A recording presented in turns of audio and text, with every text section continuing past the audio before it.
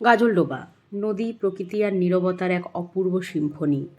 উত্তরবঙ্গের নীল আকাশের নিচে তিস্তা নদীর বুকে দাঁড়িয়ে আছে এক বিস্তৃত জলরাশি, গাজলডোবা।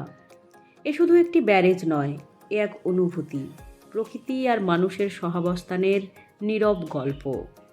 ভোরের আলো যখন ধীরে ধীরে তিস্তার জলে পড়ে, সূর্যের সোনালি রোদে জল ঝিলমিল করে ওঠে।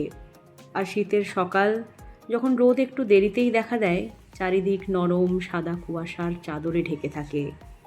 তিস্তার শান্ত জল কুয়াশার আড়ালে যেন আরও গভীর, আরও রহস্যময় হয়ে ওঠে। হালকা ঠান্ডা হাওয়ায় জলের উপর ভেসে বেড়ায় কুয়াশার ঢেউ। দূরের গাছপালা আর পাহাড়ের রেখা আবছা হয়ে মিলিয়ে যায় আকাশের সঙ্গে। এই মুহূর্তে প্রকৃতি কথা বলে না, সে শুধু। গাজলডোবা ব্যারেজ তিস্তা নদীর উপর নির্মিত হলেও এর পরিচয় শুধু জল নিয়ন্ত্রণে সীমাবদ্ধ নয়, এটি উত্তরবঙ্গের প্রাণ। এখানকার কৃষি, জীবনযাত্রা ও পরিবেশের সঙ্গে গভীরভাবে জড়িয়ে আছে। শীত এলেই গাজলডোবা হয়ে ওঠে পাখিপ্রেমীদের স্বর্গ। সাইবেরিয়া, মধ্য এশিয়া, বিভিন্ন পাশ্চাত্যের দেশগুলি থেকে আসা অগণিত পরিযায়ী পাখি মুগ্ধ করে দেয় তাদের রং রূপ দিয়ে। অসংখ্য অচেনা পাখির ডাক, ডানা ঝাপটানি গাজলডোবার আকাশকে করে তোলে প্রাণবন্ত।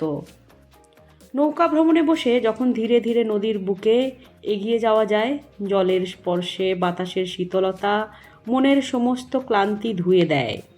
শহরের কোলাহল এখানে এসে থেমে যায়, শুধু থাকে প্রকৃতির নিঃশব্দ কথোপকথন। সূর্যাস্তের আকাশ লাল, কমলা আর বেগুনি রঙে ভরে ওঠে। তিস্তার জলে সেই রঙের প্রতিচ্ছবি মুহূর্তটাকে করে তোলে স্বপ্নের মতো। এমন সূর্যাস্ত দেখে মনে হয় সময় যেন একটু থেমে গেছে। এই মুহূর্তগুলো শেখায় প্রকৃতিকে সম্মান করতে, নীরবতার মাঝেও সৌন্দর্য খুঁজে নিতে। গাজলডোবা যেন বারে বারে মনে করিয়ে দেয় প্রকৃতি কথা বলে, শব্দে নয়, অনুভূতিতে। যে মন দিয়ে দেখে সে এখানেই খুঁজে পায় শান্তি।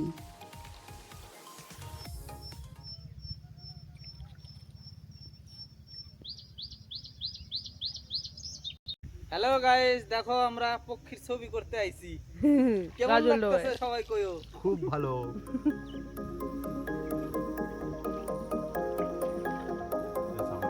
এটা হচ্ছে আমাদের তাপসদা, আমাদের নিয়ে যাচ্ছে। যারা গাজলডোবাতে আসবেন বার্ড ফটোগ্রাফি করার জন্য, অবশ্যই কন্ট্যাক্ট টু হিম।